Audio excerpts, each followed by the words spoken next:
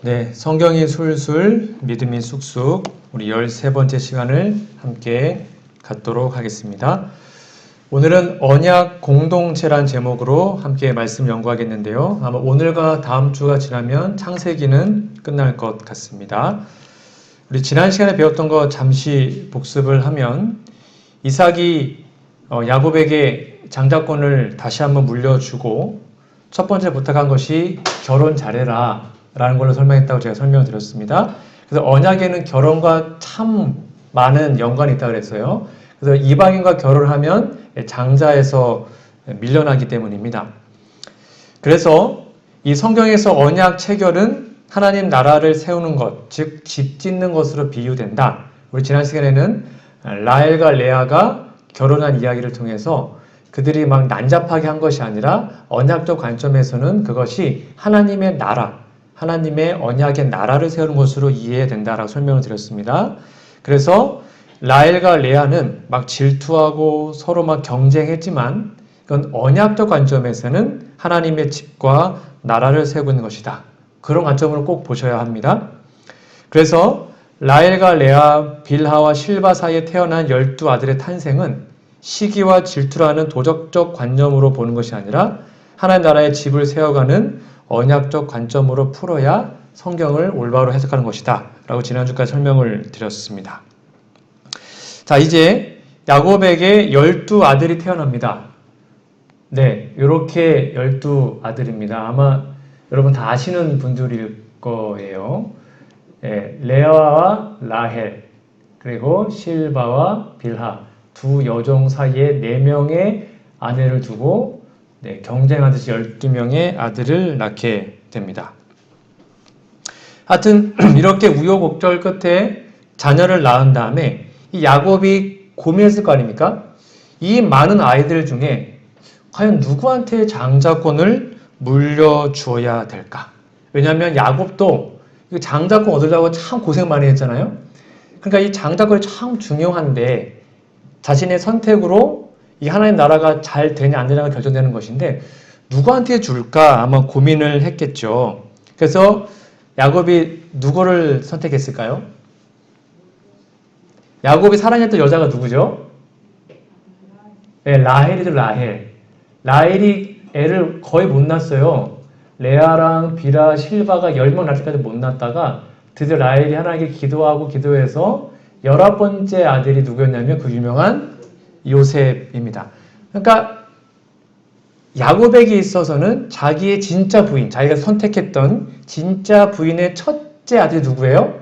요셉인 거예요. 그러니까 야곱은 누구를 딱 찍었냐면 요셉을 장자로 세우면 좋겠다. 이렇게 생각을 하게 됩니다. 그래서 기가 막힌 타이밍에 이렇게 말을 하게 된 겁니다. 그러니까 이 개념을 알고 계셔야 요셉이 태어났을 때 야곱의 말을 이해할 수 있습니다. 여기 보면 창세기 30장 25절에 보면 야곱이 라반의 집에 외삼촌 집에서 거의 20년 살았거든요. 근데 그 살 동안에 계속 자녀를 낳은 것입니다. 근데 언제 그 말을 하냐면 라헬이 요셉을 낳은 때에 야곱이 라반에게 이르되 나를 보내어 내 고향 내 본토로 가게 하시되 첫째, 둘째, 셋째가 태어날 때는 안 간다 그랬어요. 갈 마음도 없었어요. 근데 딱 요셉이 태어나자 이제는 내 장자가 태어났으니 장자권 물려주기 위해서 다시 고향으로 가야겠다 라는 생각을 하게 된 것입니다. 이해가시죠? 그러니까 이게 괜한 말이 아니고 요셉을 점 찍어서 장자권을 물려주고자 하는 야곱의 마음이 여기에 나와 있습니다. 이때 외삼촌 라반이 붙잡죠. 그러면 안 된다. 너 때문에 우리 집이 참 복을 많이 받았다. 가지 마라. 라고 얘기했을 때 야곱이 이렇게 얘기합니다. 내가 오기 전에는 외삼촌의 소유가 적더니 이제 번성하여 때로 이루었나이다. 나의 공력을 따라 여호와께서 외삼촌에게 복을 주셨나이다. 그러나 나는 어느 때나 내 집을 세우리이까. 여기도 뭐가 나와요? 집이 나오죠. 성경에서 집과 뭔가를 건축한다는 것은 하나님의 나라를 세운다는 것을 표상한다 그랬죠.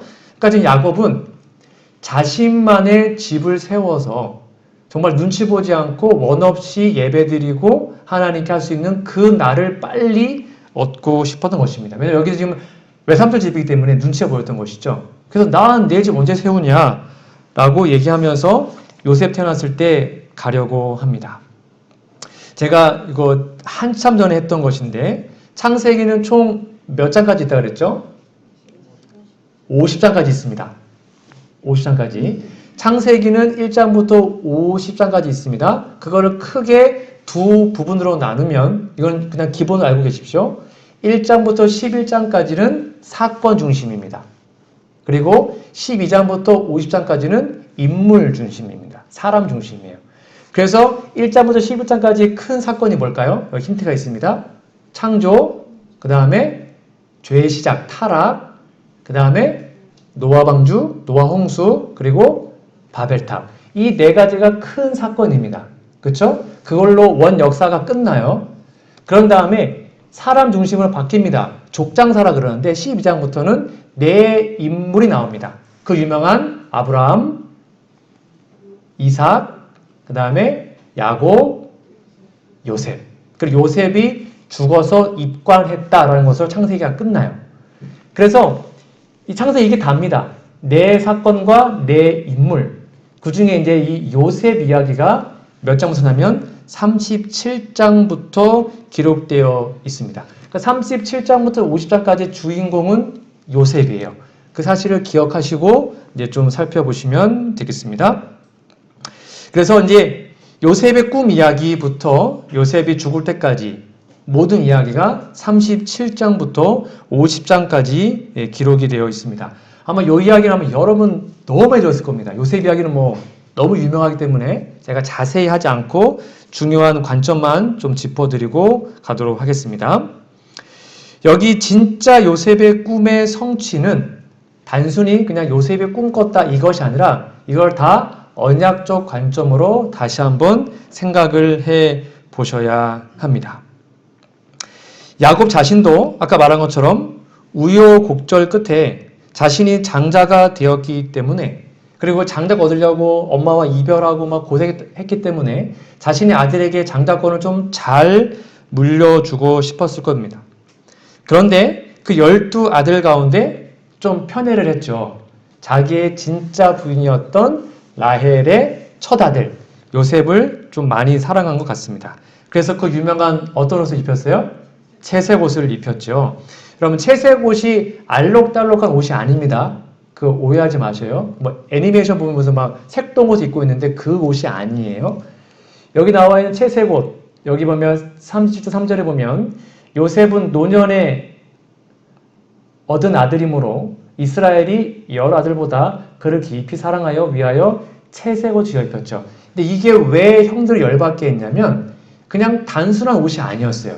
밑에 보시면 일반적으로 고귀한 사람들이 입는 그런 값진 겉옷 이게 이제 채색 옷인데 곧 무릎까지 내려오는 외투를 요셉에게 준 아버지의 무분별한 선물은 그들에게 그의 편애에 대한 또 하나의 증거가 되었고 그것은 야곱이 장자, 그러니까 원래 장자가 르우벤이잖아요. 르우벤을 제쳐놓고 장자의 상속권을 라헬의 아들에게 주려고 한다는 의심을 불러일으켰다. 쉽게 말하면 그 당시 채색 옷은 뭐 왕이나 아니면 뭐 가정의 장자나 신분이 높은 사람들만 입는 옷이 채색 옷이었습니다. 그러니까 그 옷을 야곱이 요셉에게 입히니까 형들이 볼 때 뭐야 제가 장자 시키는 거 아니야? 아빠가 쟤한테 다 주는 거 아니야? 하는 그런 의심과 불만이 갖고 있었죠. 그렇게 열받아 했는데 거기에 기름 부은 사건이 바로 요셉의 꿈인 것입니다. 갔더니 형들이 막 열받아 했는데 형 하면서 막 단이 나한테 저랬어 막 해달별이 막 하니까 형들이 막 열이 막 받은 거죠. 이 꿈들을 이렇게 얘기하고 있죠. 창세기 37장 6절부터 보면 요셉이 그들에게 말합니다. 청컨대 나의 꿈을 들으시오. 참 개념이 없죠. 우리가 밭에서 곡식을 묵더니 내 단은 일어서고 당신들의 단은 내 단을 둘러서서 절하더이다. 그 형들이 그에게 이르되 네가 참으로 우리의 왕이 되겠느냐? 이 왕이란 단어를 잘 주목해 주세요. 참으로 우리를 다스리게 되겠느냐? 이게 말하면 너가 우리 장자한다고 이 말이에요. 뭐야 네가 우리 그러면 대를 이어서 장자권 걷는 거야? 이게 그 말이에요. 그 꿈과 그 말로 인하여 그를 더욱 미워하더니 요셉이 다시 꿈을 꿉니다. 그 형들에게 고하여 가로되 내가 또 꿈을 꾼즉 해와 달과 별 그리고 11별이 내게 절하더이다 라고 얘기를 하게 됩니다. 그러니까 이 얘기를 듣자 형들은 열이 받았고 야곱은 하나님이 알려주시는구나. 하나님이 계시해 주셨구나 라고 이해하게 됩니다. 여기 알다시피 이 단들은 형들을 말하는 것이고요. 해는 누구를 의미할까요? 해는 그 당시에 야곱입니다. 달은 요셉의 엄마고요. 11별이 형제들이죠. 그러니까 아버지와 엄마와 형제들까지 요셉에게 절하는 것을 하나님이 알려주신 것으로 이해하게 된 것이죠. 그러니까 쉽게 다시 한번 정리해 드리면 이 요셉의 꿈의 핵심입니다. 뭐냐면 요셉이 장차 하나님 나라의 장자가 되는 것을 하나님이 알려주신 것입니다. 계시로. 그것이 요셉의 꿈을 해석하는 키포인트입니다. 제가 이 장자에 대해서 제가 이미 여러 번 설명드렸기 때문에 더 이상 설명드리지 않겠습니다. 왜냐하면 그 당시의 꿈은 하나님의 계시로 다 이해했거든요. 근데 하나님께서 요셉에게 장자권을 주시는구나 라는 것으로 야곱이 이해하게 된 것입니다. 하지만 형들은 이 사실을 용납하지 않았죠. 형들이 열받아 있었습니다. 그래서 사단이 형들의 그 질투와 시기심을 이용해서 형들도 망가뜨리고 요셉도 제거해서 하나님의 대를 끊어버리려고 지금 노력을 하고 있는 것을 여러분은 다 알고 있을 거라고 생각이 됩니다. 여기 이렇게 말씀이 있습니다. 부조선지자 332페이지에 보면 하나님께서 아브라함과 언약 관계에 들어가시고 친히 한 백성을 취하여 당신의 율법의 보관자로 삼으셨다. 쉽게 말하면 하나님께서 아브라함과 언약을 맺은 이유가 뭐라고요? 여기 써있죠? 율법의 보관자. 세상이 다 타락했는데 하나님의 뜻대로 사는 백성이 반드시 필요했습니다. 그게 아브라함의 후손이었다는 것이죠.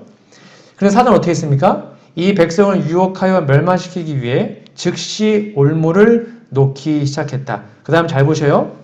야곱의 자녀들은 이방인과 혼인 계약을 맺고 그들의 우상을 섬기도록 유혹을 받았다. 에서가 왜 장자권이 박탈당했죠? 이방인과 결혼했거든요. 그래서 장자권이 박탈당하지 않습니까? 똑같습니다. 그러니까 지금 여기 요셉 외에 거의 대부분의 형들이 누구랑 결혼한 거예요? 이방인과 결혼했습니다. 그러니까 타락하고 있는 거예요. 계속. 타락하고 타락한 것입니다. 요셉 외에는 거의 다 이방인과 결혼한 것입니다. 사단이 계속 이방인 결혼하게 만들고 그때 우상을 섬기도록 유혹을 했습니다. 그러나 여기 써있죠. 요셉은 하나님께 충성했습니다. 그의 충성은 참 신앙에 대한 계속적인 증거였죠. 사단이 요셉의 형들의 질투심을 이용해서 그를 이방 땅의 노예로 팔리게 만든 것은 이 빛을 꺼버리기 위함이었습니다. 요거 좀 잘 기억해 두세요. 요것이 창세기 37장부터 50장까지 요셉의 꿈 이야기의 핵심입니다. 요셉의 형들은 사단의 유혹을 받아서 이방인과 결혼했습니다. 쉽게 말하면 타락했습니다. 망가졌습니다. 그런데 요셉만큼은 충실하게 하나님의 언약을 지켰죠. 그래서 사단은 이 언약 신앙을 제거하기 위해서 형들의 질투심을 이용해서 요셉을 팔아버린 것입니다. 요셉만 제거되면 다 끝난 것이거든요. 왜냐하면 장자는 요셉밖에는 자격이 없었기 때문입니다. 하지만 참 희한하게도 여러분 창세기 49장에 보면 창세기 49장은 야곱이 죽기 전에 이제 유언하는 것입니다. 유언. 12아들 불러놓고 그들을 유언하는 이야기가 49장에 기록되어 있는데 여기에 핵심은 요겁니다. 창세기 49장에 보면 야곱의 12아들들이 모두가 언약 공동체를 이루게 됩니다. 여러분 이상하지 않습니까? 원래 장자는 요셉입니다. 근데 이제 장자권이 요셉에게만 간 것이 아니라 12아들에게 분산됩니다. 그래서 제사장 직분은 누구한테요? 레위. 그렇죠? 두목. 재산의 두 몫을 받는 건 요셉. 그래서 에브라임 지파, 므낫세 지파. 그리고 예수님의 핏줄은 누구예요? 유다. 그렇죠. 그래서 원래 요셉이 장자인데 그 장자권이 요셉 혼자에 간 것이 아니라 12지파에게 분산됩니다. 그 12지파가 언약 공동체로 그 지파 전체가 12지파 전체가 하나의 장자를 이루게 됩니다. 이상하지 않습니까? 분명히 요셉 외에는 형들이 다 이방인과 결혼했습니다. 타락했습니다. 막 사람 죽이고 이상한 짓 하고 질투하고 동생 팔아먹고 별짓 다 했잖아요. 그렇게 나쁜 놈들이었는데 왜 그들에게 하나님은 장자권을 똑같이 이어가게 됐을까요? 이것이 50장까지 내용의 가장 중요한 핵심입니다. 그래서 정리하면 여러분 37장부터 50장까지 내용은 요 얘기입니다. 자, 과연 요셉의 형제들, 그렇게 타락했던 형제들, 루벤은 자신의 배다른 엄마랑 막 잠자리도 하고 별짓 다 했잖아요. 그렇게 정말 타락했던 요셉의 형들도 언약 공동체의 일원이 되어서 하나님 나라의 복을 차지할 자격을 갖추었는가? 진짜 이 사람들에게 장자권 줘도 되나? 라는 거에 대한 해답이 요 이야기입니다. 그래서 형들이 어떻게 되면 결국 변화되지 않습니까? 그렇죠? 형들이 변화되고 회개하고 완벽하게 변화되잖아요. 그 변화되는 과정을 50장까지 다 다룬 것입니다. 그래서 결론은 비록 이 형들이 나쁜 놈이었지만 이렇게 변화되었기 때문에 이 전체를 장자로 삼고 했다라는 것이 37장부터 50장까지의 핵심 내용이에요. 정리되셨죠? 이 개념을 이해하시고 이 내용을 좀 공부해 주시면 좋겠습니다. 즉 요셉의 형들이 어떻게 변화되어서 하나님 나라의 공동체를 이루게 되었는지가 아주 드라마틱하게 풀이해 놓은 것이 바로 창세기 후반부의 내용입니다. 그래서 이미 장자의 자격을 갖추고 있었던 요셉은 그 하나님의 꿈을 이해하고 있었습니다. 하나님의 언약을 요셉은 알고 있었습니다.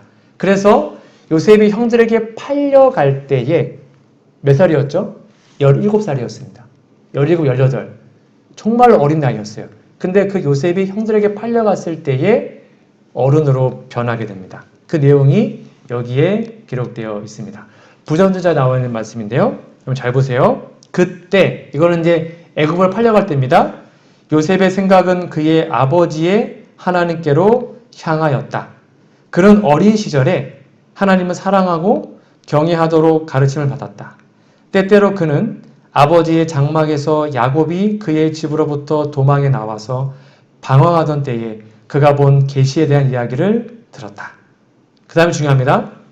그는 여호와께서 야곱에게 약속해 주신 그 언약과 그 언약이 어떻게 성취되었는지에 대해서 들었다. 곧 필요한 때에 어떻게 하나님의 천사가 그를 교훈하고 안위하고 보호하셨는지에 대해서 들었다. 그리고 그는 사람들을 위해서 구주를 준비하신 하나님의 사랑을 배웠다. 이제 이 모든 귀한 교훈이 그의 앞에 생생하게 떠올랐다. 쉽게 말하면 팔려서 막 애굽으로 막 잡혀가는 중에 떠오른 것입니다. 아버지께 배웠던 언약 신앙이. 이제 이 모든 귀한 교훈이 그 앞에 떠올랐습니다. 그 다음에 이렇게 나옵니다. 요셉은 자기 조상들의 하나님, 즉 아브라함의 하나님, 이삭의 하나님, 자기 아버지 하나님이 자기의 하나님이 되시라는 것을 믿었다. 언약이 이제 전해진 것입니다. 그리고 그곳에서 그는 여호와께 자기 자신을 완전히 헌신하고 이스라엘 하나님, 수호자 하나님께서 그가 유랑하는 땅에서도 그와 함께 계시기를 기도하였다. 그러니까 요셉이 완벽하게 준비되었지만 사단이 그를 제거하려고 했을 때 하나님은 그를 그 계기를 통하여서 다시 한번 언약 신앙에 충실할 수 있도록 그의 믿음을 단단하게 붙들어 주신 것입니다. 자, 그 다음에 볼까요? 어떤 환경에 처하더라도 하늘 왕의 신민답게, 쉽게 말하면 언약을 믿는 백성답게 그 말입니다. 행동하여 하나님께 충성을 다하리라는 고결한 결심으로 그의 영혼은 감동되었다. 그는 한마음으로 하나님을 섬기며 그의 운명의 시련을 인내로 당하며 날마다의 의무를 성실하게 수행하고자 하였다. 이 하루의 경험이 요셉의 생애의 전환점이 되었다. 이 무서운 재난이 그를 응석 부리는 아이에서 사려 깊고 용감하고 자제력 있는 어른으로 변화시켰다. 그 고난과 그 시련을 사단은 요셉을 제거하는 데 사용했지만 하나님은 그거를 역이용하셔서 요셉이 더욱더 믿음 안에 단단해지도록 그 시련을 허락하시고 이용하신 것입니다. 그러니까 요셉이 애굽에서 비록 17살, 18살 때 잡혀가서 30살까지 정말로 고난과 핍박을 당했지만 요셉이 충실하게 그의 믿음을 지킬 수 있었던 방법은 뭐 때문이었다고요? 언약이었던 것입니다. 그 언약 신앙을 믿고 받아들이고 자신이 그 언약의 장자로서 살아야 된다는 사실을 믿었기 때문에 하늘 신민답게 내가 무슨 일이 있어도 하나님의 백성으로 충실하겠다라는 뜻을 세우고 열심히 믿음 안에서 살 수 있게 된 것입니다. 그래서 이 언약이 그만큼 중요한 것이죠. 자, 그러면 마지막으로 하나 질문을 좀 드리고 오늘 말씀을 좀 정리해 볼까 하는데요. 여러분, 요셉은 늘 언제나 완전한 사람이었을까요? 그럼 성경에서 요셉의 허물 또는 요셉의 좀 부족한 점이 뭐가 기록되어 있죠? 그럼 아시는 게 뭐가 있습니까? 성경 기록상 요셉의 죄가 있습니까?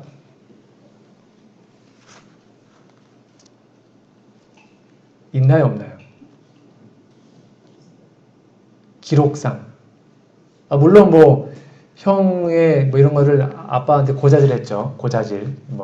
그게 죄라고 해서 여하튼 그거 하나 있고 그다음 또 뭐가 있죠? 요셉의 기록상은 없어요. 예, 거의 무흠합니다. 거의 완벽한 삶을 살았어요. 요셉이. 그런데 요셉이 아직도 완벽하게 되지 않았다는 것을 제가 좀 연구를 통해서 알게 되었는데 좀 보도록 하겠습니다. 자, 보시면 요셉이 이제 보디발의 집에 가게 됩니다. 제가 이 이야기를 왜 하냐면 요셉 외의 형들은 변했습니다. 변해서 그들이 장자권으로 다시 들어간 것은 제가 설명드렸습니다. 근데 요셉도 변해야 됐거든요. 완벽하게. 근데 그 내용이 기록이 되어 있습니다. 자, 창세기 39장에 보면 여기 분명히 써 있습니다. 여호와께서 요셉과 함께 하시며 지금 보디발의 집에 간 거예요.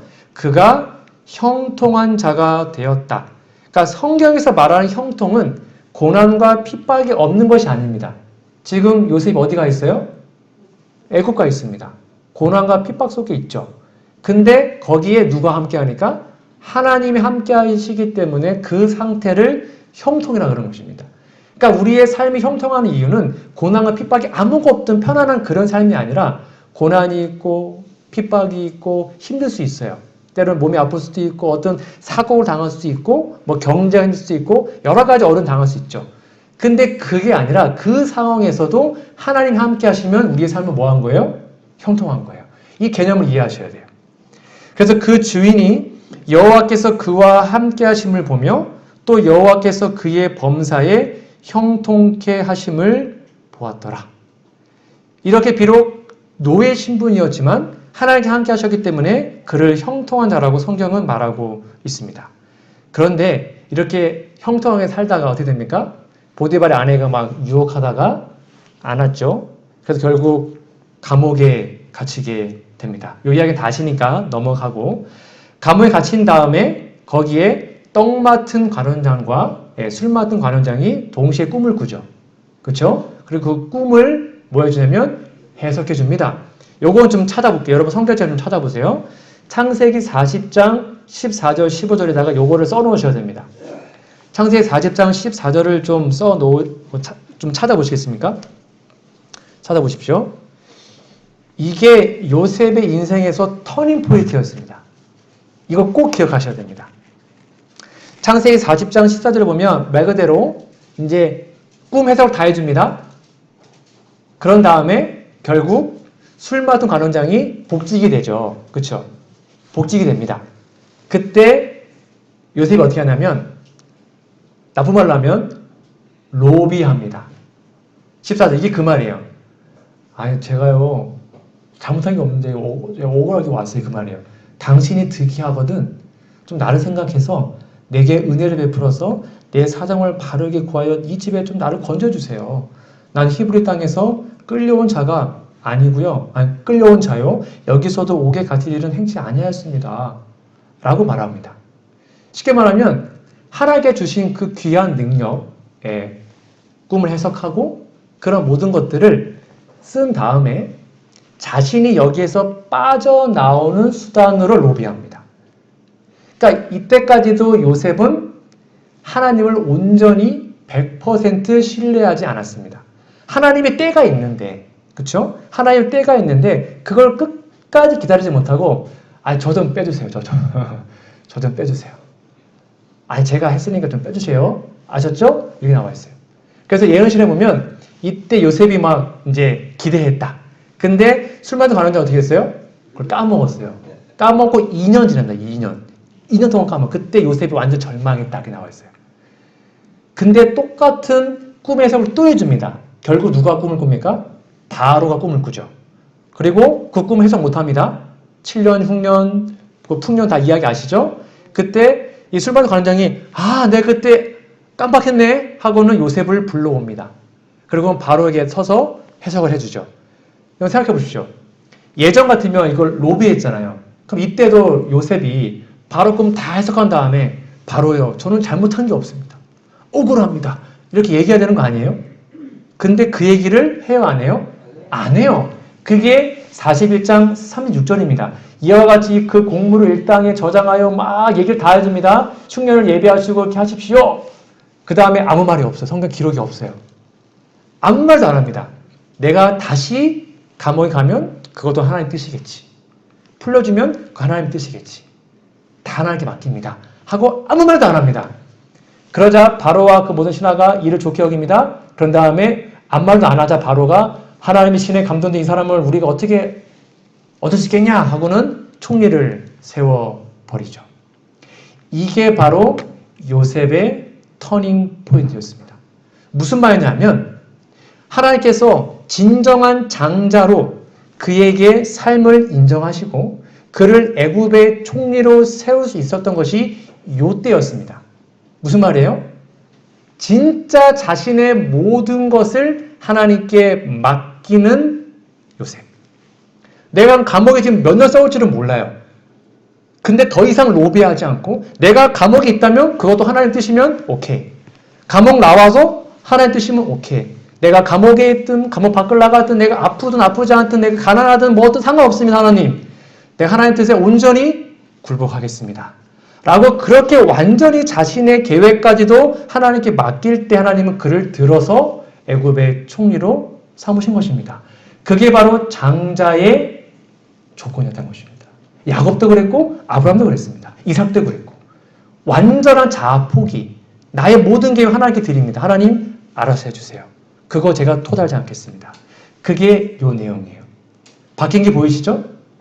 그래서 드디어 요셉이 아무 말 없이 완전히 주님께 자신의 삶을 드릴 때 요셉은 변화된 주님의 종으로 살 수 있게 된 것입니다. 이것을 잠언에 이렇게 나와 있습니다. 함께 읽어볼까요? 너의 행사를 시작. 너의 행사를 여호와께 맡기라. 그리하면 너의 경영하는 것이 이루리라. 내가 이해되지 않던 이해되고 상관없습니다. 어떠한 결과 상관없습니다. 하나님 다 맡깁니다. 그게 진짜 언약 신앙을 믿는 사람의 모습이에요. 이러한 모습이 우리 안에 회복되면 참 좋겠습니다. 나의 모든 문제, 그것이 내 뜻대로 결정되고 내 뜻대로 진행되지 않을지라도 하나님이 제가 설명드렸죠? 노라고 말할지라도 오케이. 하나님 그것 또한 제가 감당하고 감사하겠습니다. 라고 완벽하게 맡기는 것. 그것이 언약신앙임을 여러분 꼭 기억하시고 이렇게 요셉이 변화되었습니다. 그러자 이제 하나님은 요셉의 변화를 보시고 형들을 변화시킵니다. 그 형들의 변화는 제가 다음 주에 마지막으로 이 이야기를 들려드리도록 하겠습니다.